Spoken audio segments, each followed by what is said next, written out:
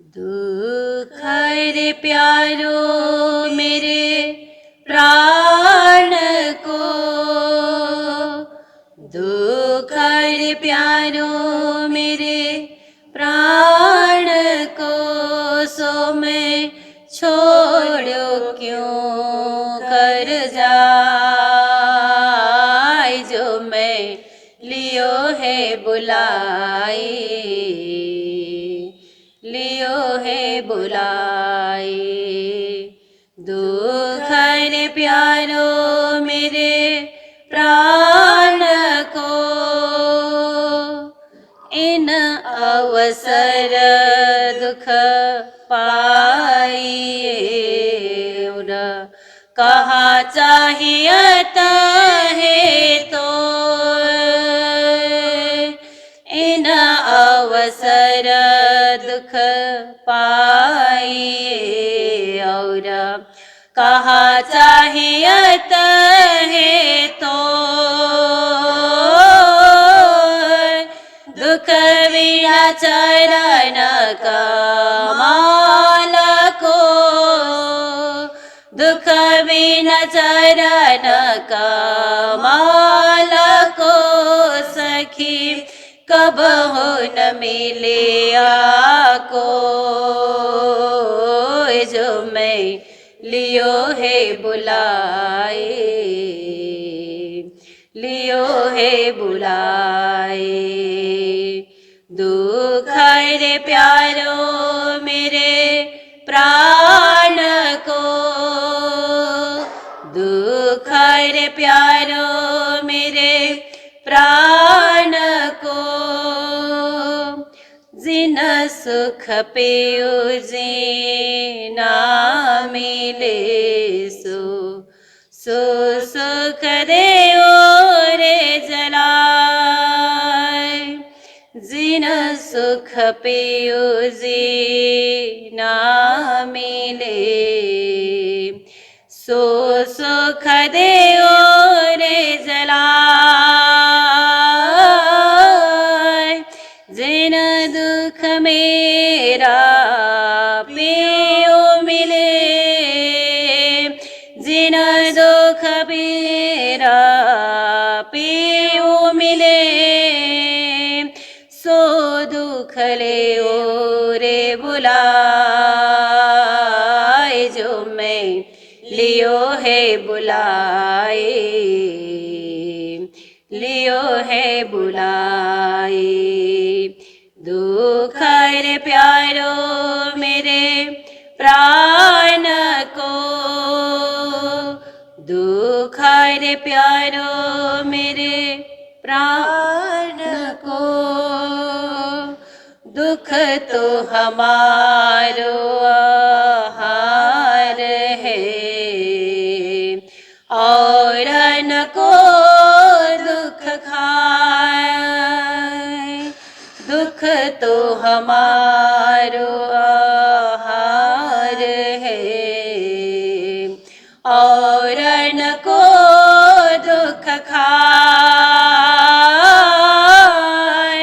दुख के भागे सब फिरे, दुख के भागे सब फिरे, कोई बिरला साध निभाए, जो मैं लियो है बुलाए,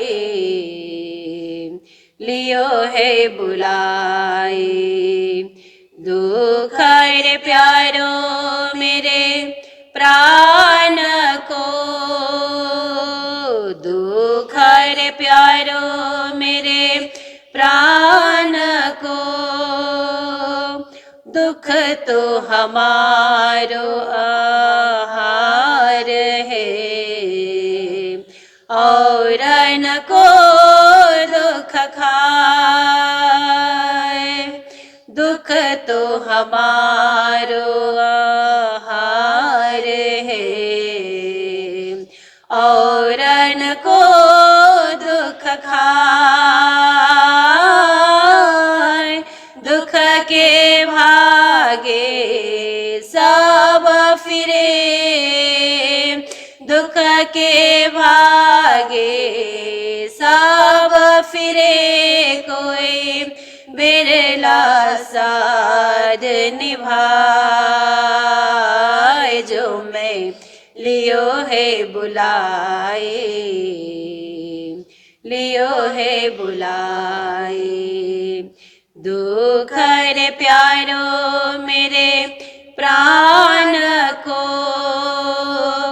दुख रे प्यारो मेरे प्राण को सो मैं छोड़ो क्यों कर जाए जो मैं लियो है बुलाए लियो है बुलाए दुख रे प्यारो मेरे प्राण को। दानंद गुरुदेव की जय।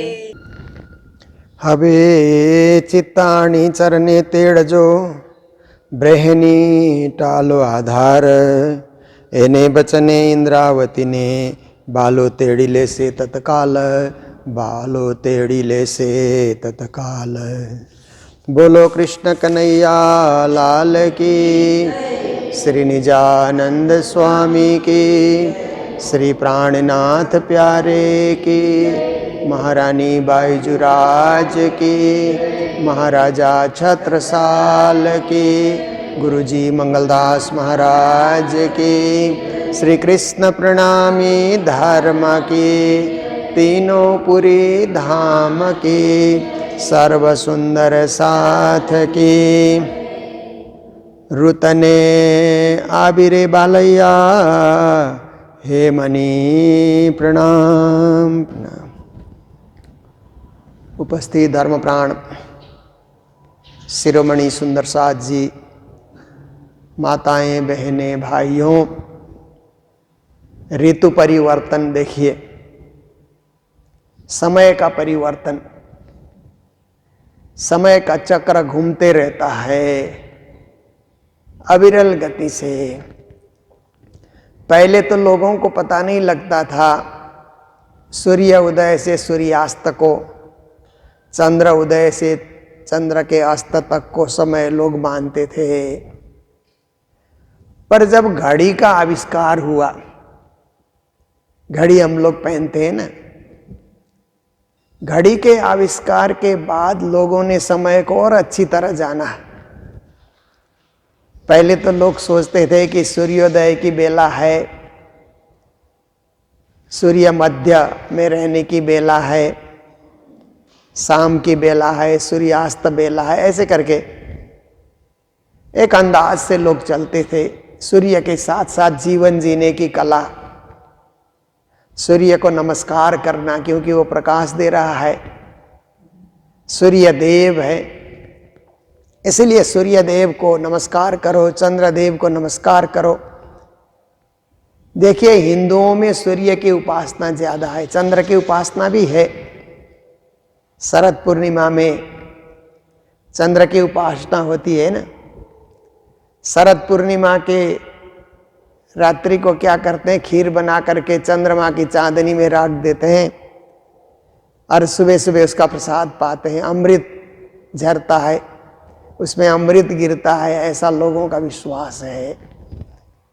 पूरे हिंदू समाज में चंद्रमा से अमृत खीर में आने का ये जो है ना, एक ये परंपरा है, एक आस्था है, विश्वास है, और उसको पान करते हैं, प्रसाद के रूप में पाते हैं। वो चंद्र की उपासना हुई। और भी चंद्र की कई चांद्रायन व्रत रखते हैं। चांद्रायन व्रत में चंद्र की उपासना होती है। और सूर्य की उपासना है, सुबह सुबह उठ करके सूर्य नमस्कार करना, सूर्य के अलग अलग 12 नाम का उच्चारण करना और वैसे ही आसन करना, नमस्कार के हिसाब से आसन करना। योगा में, योग प्राणायाम में सूर्य नमस्कार को सबसे अच्छा माना जाता है, प्रतिदिन कोई कर सके। तो देखिए सूर्य के हिसाब से समय विभाजन करना, ये प्राचीन एक समय समझने की एक विधि थी। घड़ी के आविष्कार होने के बाद फिर घड़ी देख करके चलो। पहले तो दीवालों में घड़ी टंगती थी, उसको देख करके लोग चलते थे, चाबी भरते रहते थे उसमें। कोई कोई घड़ी में रोज चाबी भरो, कोई घड़ी में 7 दिन में भरो, ऐसे चलता था। फिर हाथ की घड़ी आ गई तो लोग हाथ हाथ में घड़ी पहन करके चलने लगे।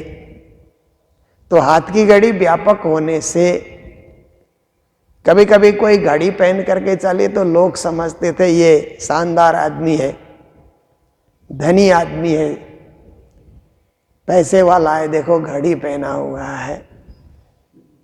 मैं भी शुरू शुरू में जब आया तो कुछ लोग घड़ी पहन करके आते थे, पंडित लोग, प्रचारक लोग, थोड़े अच्छे वस्त्र में आते थे। तो कुछ सुंदर साथ को मैंने बातें करते हुए सुना, अरे ये पंडित होके, प्रचारक होकर के घड़ी पहन रहा है। ऐसे उस समय लोग सोचते थे कि धार्मिक कार्य करने वालों को घड़ी की क्या जरूरत है, जरूरत तो सबको होती है। पर उस समय उसको लोगों ने फैशन माना, आवश्यक चीजें नहीं माना, जरूरत की चीजें नहीं माना, एक फैशन माना। तो प्रचारकों को घड़ी बांधने की क्या जरूरत है, ऐसे भी लोग उस समय कहा करते थे। रूढ़िवादी लोग, रूढ़िवादी लोग तो कोई भी समय में होते हैं ना। फिर उसके बाद धीरे धीरे आप देखिए कि ये मोबाइल फोन का जब जमाना आया, उसी में घड़ी भी है, फोन भी है, सब कुछ है।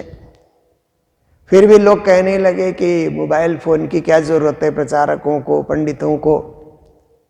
उसको भी लोग फैशन मानते थे पहले। अब लोगों ने सोचा ये भी आवश्यकता की चीजें हैं। तो देखिए, घड़ी के द्वारा जीवन को समायोजित करना, बढ़िया से जीवन को सजा लेना घड़ी के हिसाब से। जैसे स्कूल में पीरियड के हिसाब से पढ़ाई होती है ना, ऐसे ही हम भी हर घंटे कुछ करें। क्या करें, कौन से समय में क्या करें, उठने का समय, खाने का समय, सोने का समय, पढ़ने का समय, व्यापार बिजनेस करने का समय घड़ी के हिसाब से चलने लगा। आप देखिए तो घड़ी घड़ी चलते हुए फिर आप देखिए सारा दिन हो जाता है, फिर रात होती है। फिर इस तरह से दिन रात करते हुए एक पक्ष, एक सप्ताह 7 दिन में, 15 दिन में एक पक्ष, 30 दिन में एक माह आप देखिए, और 2 माह में एक ऋतु। तो देखिए सब चीज परिवर्तनशील है। एक एक सेकंड घड़ी का जो कांटा होता है ना, सेकंड का कांटा, एक एक सेकंड में कांटा आगे बढ़ते रहता है और समय बीतते रहता है, समय बीता जा रहा है। उसके साथ साथ हम भी बीते जा रहे हैं। ऋतु परिवर्तन के लिए समय काम कर रहा है। पल पल से कैसे जुड़ते हुए ऋतुओं का परिवर्तन हो जाता है। तो श्री प्राणनाथ जी महाराज 6 ऋतु में ऋतु परिवर्तन की बात कर रहे हैं। ऋतु परिवर्तित होती है, वातावरण में परिवर्तन आता है। ऐसे ही हमारे मन में भी भक्ति में एक सुदृढ़ता आ जाए, भक्ति में एक भाव प्रवाह हो जाए, इसके लिए प्राणनाथ जी हमें 6 ऋतु सुना रहे हैं, जिसका हम लोग आस्वादन कर रहे हैं। तो हेमंत ऋतु की चर्चा अब शुरू हो रही है। राग सिंधुड़ो है। रुतने आबिरे बालयो हे मनी, ये हेमंत ऋतु है, हेम ऋतु भी कहा जाता है। मेघलियो गयो पोताने घेर आप।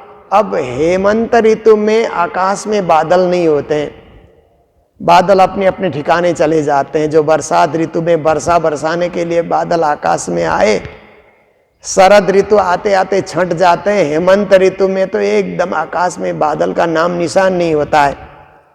जैसे हमारे कालिम्पोंग और दार्जिलिंग, सिक्किम में आप देखिए ना, इस क्षेत्र में आप देखिए कि आप सोचिए कि अक्टूबर, नवंबर, दिसंबर को ये अच्छा समय माना जाता है घूमने के लिए। बरसात भी नहीं होती है, फूल भी खिले हुए होते हैं, आकाश में बादल भी नहीं है, आकाश स्वच्छ है। तो ऐसे में टूरिस्ट लोगों को घूमने में आनंद आता है। तो श्री प्राणनाथ जी महाराज कहते हैं प्रकृति ने भी सुंदर स्वरूप धारण कर लिया है। हेम ऋतु में बादल नहीं है, स्वच्छता है। ऋतने शीतलने लागे मुने दोहेली, हबे मुने कान तेड़ो प्राणनाथ। हे प्राणों के नाथ धनी, प्राण प्रियतम प्राणनाथ जी को ही पुकार कर रहे हैं, क्योंकि प्राणनाथ जी के प्राणनाथ जी तो राज जी हैं, सदगुरु देवचंद जी हैं ना, इसलिए उन्हें पुकार रहे हैं कि ऋतु में शीतलता है। हेमंत ऋतु में शीतलता है, गर्मी नहीं होती है, पंखा चलाना नहीं पड़ता है, कूलर नहीं चाहिए, एसी नहीं चाहिए। ऐसे ही ऋतु में ठंडक है, शीतलता है, वातावरण स्वच्छ है, सब जगह स्वच्छ वातावरण है। पर मेरे दिल में एक तड़प है, दर्द है, बिछुड़न का एक दर्द है। बाकी वातावरण अच्छा है, वातावरण में कोई कमी नहीं है, पर दिल में भी ऐसे ही वातावरण आना चाहिए। दिल भी शीतल बनना चाहिए, दिल भी ठंडक रहना चाहिए, दिल भी पावन रहना चाहिए। वो तो धनी आपकी कृपा से ही संभव है, नहीं तो ऋतु के साथ दिल सद जाए ये संभव नहीं है। आप कृपा करो तो दिल सद जाएगा। इसीलिए मुझे अपने चरणों में बुला लो और मुझे अपने दिल में ठंडक होने का, शीतलता होने का अनुभव कराओ। अंबर यूं थयूं रे बालाजी निर्मल, आकाश निर्मल हो गया। अंबर मतलब आकाश को कहते हैं ना, निर्मल हो गया। बादलियों गयो पोताने घेरा, आप फिर पोताने घेर ठाम, अपने अपने ठिकाने बादल भी चले गए हैं। हसीन संभारो रे बाला तमे बिरहनी, पर ऐसे स्वच्छ वातावरण में अपने बिरहीन सखी के ऊपर आपने दृष्टि नहीं डाला, बिरहीन सखी की व्यथा कथा को आपने नहीं सुना, उसकी पीड़ा और उसके दर्द को आपने ध्यान नहीं दिया। कान भाजो रे हृदया निहाम, तो बिरहीन आत्माएं तो रोती रहेंगी। इसीलिए उनके आत्मा हृदय में जो इच्छा है, उनके हृदय में उस इच्छा को आप पूर्ण कीजिए, दर्शन दीजिए। बस दर्शन दे करके हृदय की पीड़ा को शांत कीजिए, क्योंकि विरहीन आत्मा को दर्शन मिलने से सब कुछ हो जाता है। और कोई चीज मांगती नहीं है वो, अपने धनी प्रियतम से क्या मांगे, सब कुछ तो उनका दिया हुआ है। पर एक चीज मांगती है कि दर्शन देते रहिए, दर्शन से वंचित मत कीजिए। हो दर्शन ने देजो रे बालैया दया करी, आप तो दया के सागर हैं, कृपा के सागर हैं, मेर के सागर हैं, आप दर्शन दीजिए। आरुत में न खमाए, अगर इस ऋतु में भी दर्शन नहीं हुए तो मेरे से सहा नहीं जाएगा, असह्य हो जाएगा। जुओ ने बिचारी रे बालैया जी बसो, काला जड़ो मारू माहे कपाए। हे वाला जी, विचार करके आप देखिए कि मेरा कलेजा कांप रहा है, अंदर ही अंदर एक कलेजा में कंपन शुरू हो गया है। इसीलिए आपके दर्शन से सब कुछ शांति मिलेगी, नहीं तो ये धड़कन को शांत करना मुश्किल है। मारू माहे कपाए, अंदर ही अंदर काट रहा है वो, अंदर ही अंदर भीतर ही भीतर कलेजा कट रहा है, थरथरा रहा है। तो ऐसी स्थिति में हे धनी, आप आइए और अपनी विरहीन आत्मा को संभालिए। नैना ने तरस रे बालाजी ने निरखवा, आंखें तरस रही है आपके दर्शनों के लिए, क्योंकि आंखों से ही तो पहले दर्शन होते हैं। परमात्मा के दर्शन, जगत के दर्शन भी, प्रकृति के दर्शन भी, परमात्मा के दर्शन भी इन आंखों से ही हो सकते हैं। इसलिए देखिए, एक भक्त ने पुकारा ना, जो वृंदावन का एक भक्त है, जो भक्त कृष्ण दर्शनों के लिए बहुत तड़प रहा था, तो उसने खाना पीना भी छोड़ दिया, शरीर सूख गया, कृष्ण दर्शन से व्याकुल है, तो रेती में पड़ा हुआ है। तो कौओं ने सोचा कि ये मर चुका है। जब मरने की हालत होती है ना, तो कौवे अपने आप नोचने के लिए आ जाते हैं ना।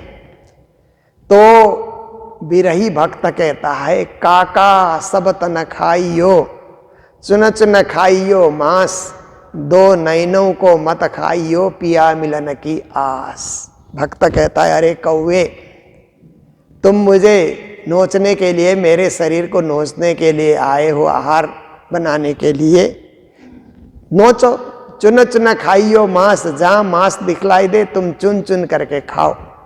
दो नैनों को मत खाइयो, पर मेरे दो नेत्रों को मत खाओ।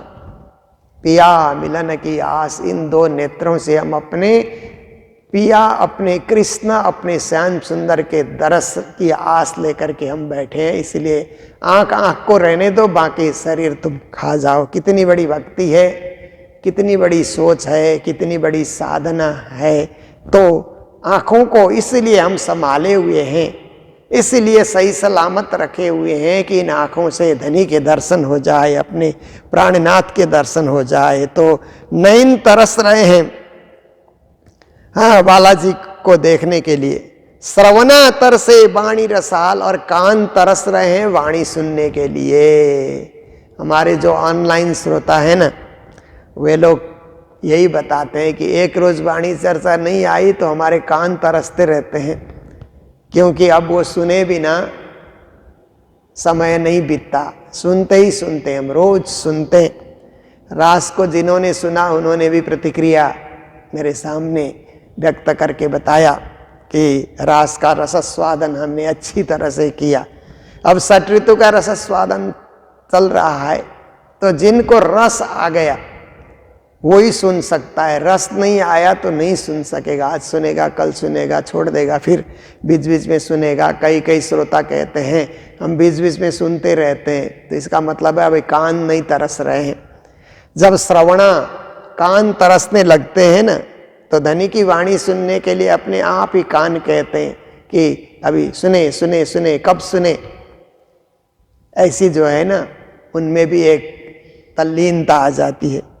बाचा ने तरस रे बालाजी सो बात अड़ी, अब वचन तरस रहे हैं बालाजी से बोलने के लिए, बालाजी के साथ बातें करने के लिए वचन तरस रहे हैं कि हम एकदम अपने सुकोमल और सुंदर शब्दों के द्वारा, एकदम सरल और सरस शब्दों के द्वारा अपने बालाजी की स्तुति करें। इसके लिए भी हमारे वचन तरस रहे हैं।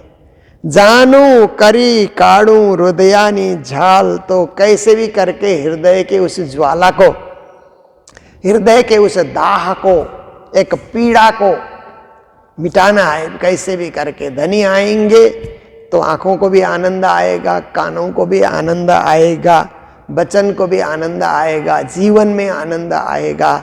धनी आए, तुम आए, सब आई। यहाँ कहते हैं ना, दुख गया सब दूर, श्री मामत ए सुख क्यों कहूँ, जो उदया मूल अंकुर।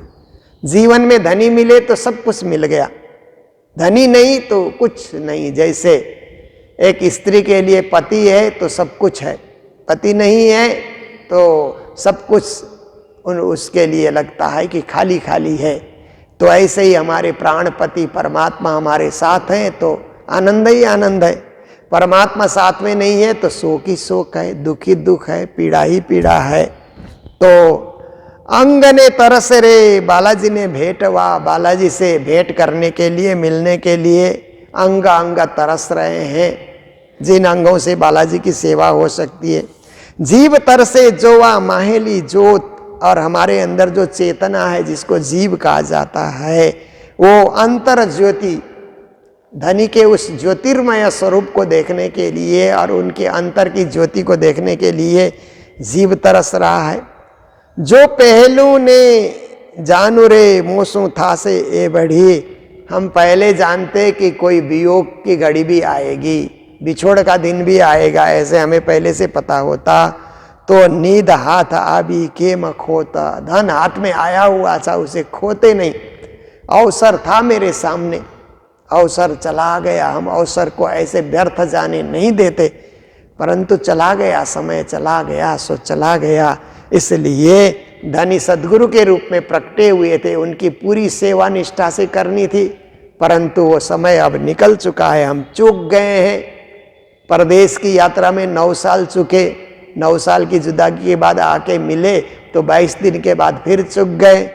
ऐसा मेरे से होता नहीं कि वियोग के दिन भी देखने पड़ेंगे, कभी हमने स्वप्न में भी नहीं सोचा था। साथ ने मली बेसो चो जारे सामटा, त्यारे अम बिना तमने के मसुहाय हे धनी। हम तो नजरबंद में हैं, आप सुंदर साथ के समूह को लेकर के सत्संग करने बैठे हो, या राज्य मूल मिलाव में सखियों को लेकर के बैठे हो और इंद्रावती नहीं है वहां, मान लो कि सब सखियां उपस्थित है राज्य की सेवा में। मूल मिलाव में सोचिए, तीसरे भोम के पड़साल में सोचिए, 5वीं भोम की परिवाली मंदिर में सोचिए, या कहीं भी परमधाम में सोचिए, सब सखियां हैं, इंद्रावती नहीं है।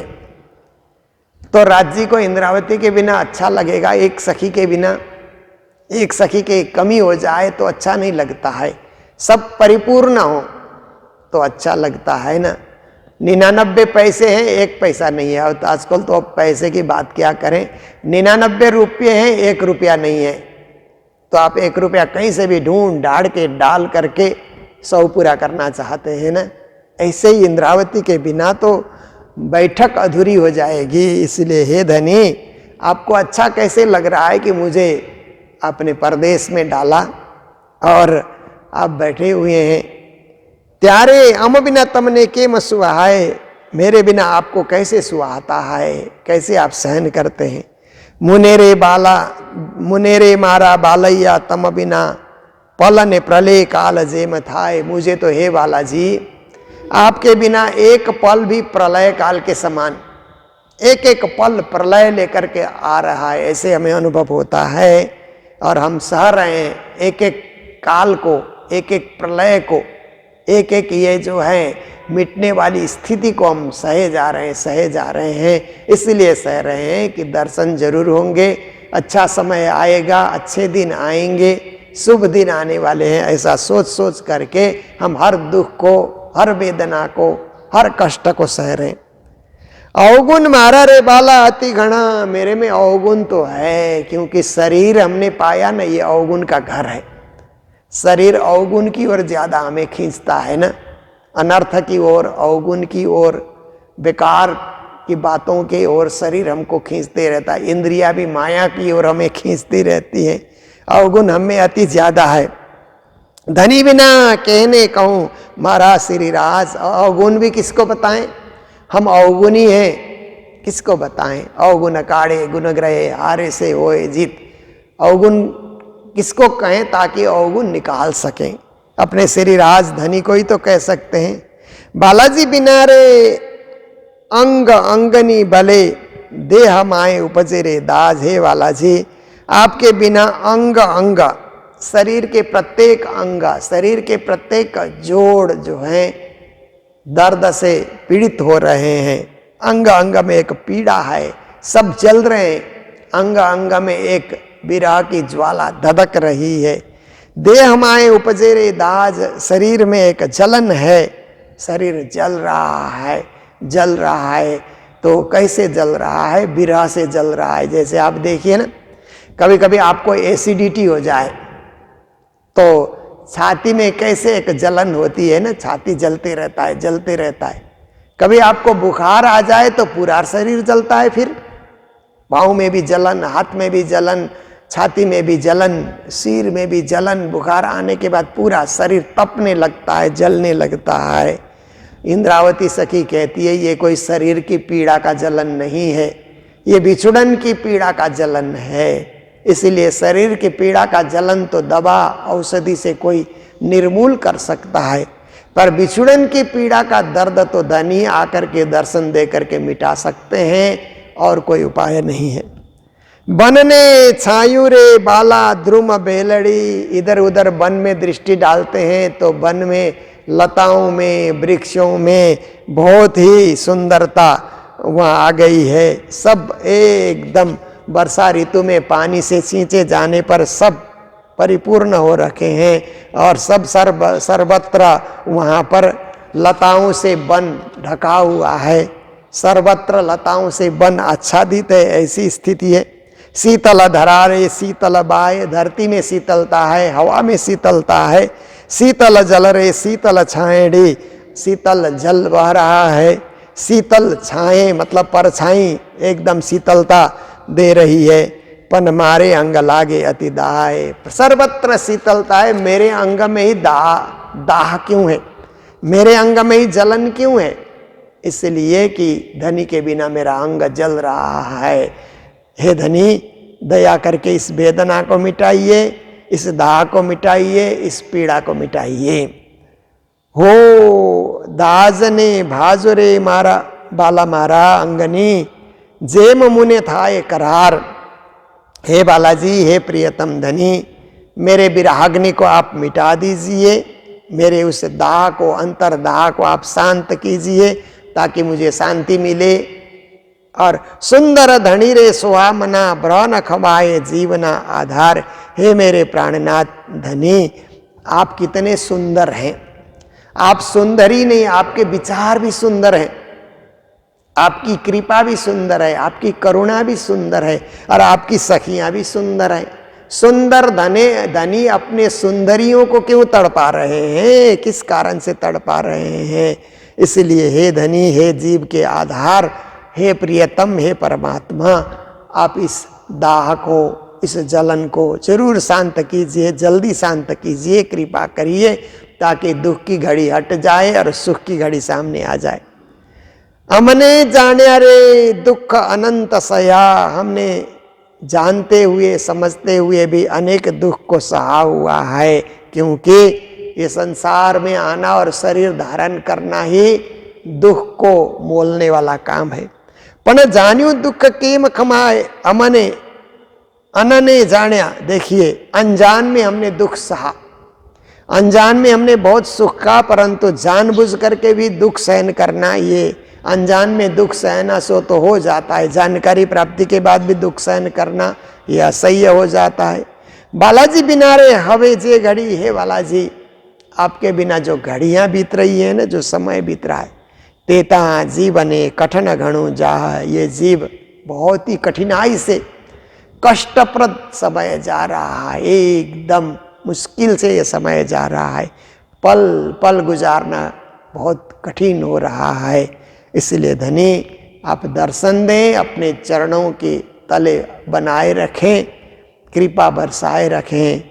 ये पुकार, ये अर्जी, ये विरह, ये वेदना, ये अंतर विनती श्री प्राणनाथ जी महाराज जी से पुकार रहे हैं, धनी जी से पुकार रहे हैं।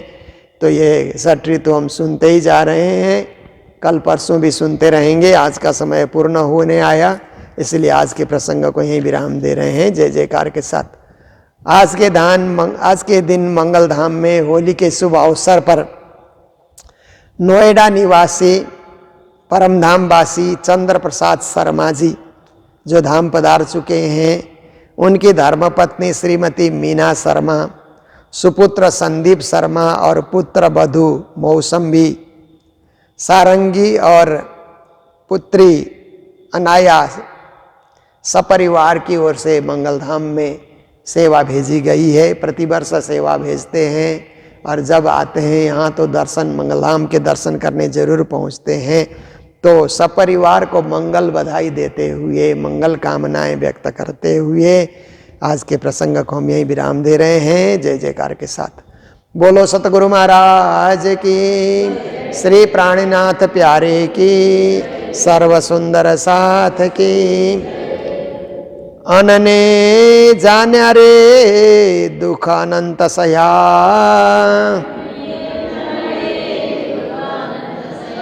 पना जान्यू दुख के मखमाए। बालाजी बिना रे हवे जे घड़ी, तेता जीवने कठिन घणु थाए। तेता जीवने कठिन घणु जाए। बोलो श्री प्राणनाथ प्यारे की, श्री सद्गुरु महाराज की, श्री धाम के धनी की प्रणाम। पिया तुम होते ऐसी कीजियो मैं अर्ज करूं मेरे पीऊ जी। हम जैसी तुम जीना करो मेरा तलफ तलफ जाए जीव जी। जीवड़ा तो जीवे नहीं क्यों मीटे दिल की प्यास जी। तुम बिना मैं के न सो कहो पिया तुम हो मेरे आस जी। आस बिरानी तो करो पिया जो कोई दूसरा हो जी। सब विध पिया जी समारथ दिन रहना दत्त रोय रोय जी। जन्म आंदे जो हम होते पिया सो तुम देखते किए जी। जब तुम आप दिखाओगे तब देखेंगे नैना मारे जी। एते पुकार पिया सुन के आवाड़िल करो तुम जीन जी। क्षण क्षण खबर लीजियो मैं अर्ज करो दुल्हीन जी। इतने अर्जा मैं तो करो पिया आड़े भाई अंतराय जी। सो आड़े अंतराय टाल के दुल्हा लीजिए कंठ लगाए जी। कंठ लगाए कंठ सो पिया कीजिए हास विलास जी। वार न जाए श्री इंद्रावती पिया राखो कदमों के पास जी। तुम दुल्हा मैं दुल्हीन पिया और न जानो बात जी। इसका सो सेवा करो पिया संगो साक्षात जी। सदा सुखदाता धाम धनी में कहो इन बात जी। श्री महामते जुगल स्वरूप परवरे अंगना बलि बलि जात जी। सदा सुखदाता धाम धनी में कहो इन बात जी। श्री महामते जुगल स्वरूप परवरी अंगना बलि बलि जात जी। पिया तुम तैसी कीजियो मैं अर्ज करो मेरे पीऊ जी। मैं अर्ज करो मेरे दानी जी। सच्चिदानंद गुरुदेव की जय।